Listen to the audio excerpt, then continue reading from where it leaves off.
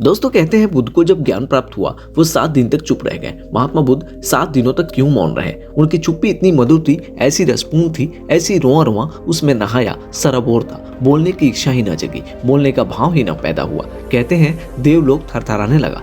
दोस्तों आज के इस वीडियो में महात्मा बुद्ध की एक कहानी से हम मौन रहने की शक्ति को जानेंगे कि इंसान के कम बोलने में कितनी ज्यादा शक्ति होती है। मौन होने से जिंदगी में क्या बदलाव आता है, ऐसे ऐसे चमत्कारिक बदलाव आते हैं।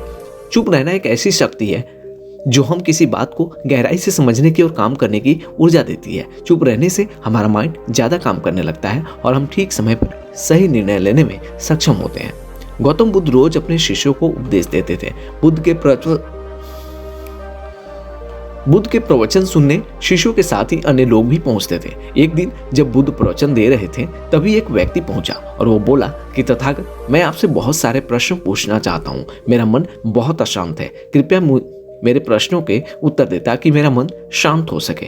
बुद्ध ने उससे कहा कि मैं तुम्हारे प्रश्नों के उत्तर जरूर दूंगा, लेकिन तुम्हें 1 साल तक मौन रहना होगा, मौन धारण करना होगा। 1 साल के बाद जो भी तुम पूछोगे उसके मैं उत्तर जरूर दूंगा। उस व्यक्ति ने कहा कि 1 साल बाद आप मेरे प्रश्नों के उत्तर अवश्य देंगे ना?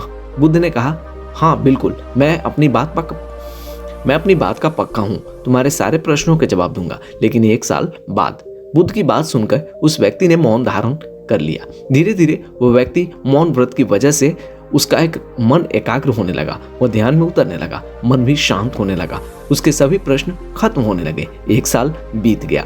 समय पूरा होने के बाद बुद्ध ने उस व्यक्ति से कहा कि अब तुम अपने सभी प्रश्न मुझसे पूछ सकते हो, क्योंकि तुमने 1 साल तक मौन रखा है। ये बात सुनकर वो व्यक्ति हंसा और कहा कि 1 साल पहले मेरे मन में कई प्रश्न थे, लेकिन अब सारे प्रश्न शांत हो गए हैं।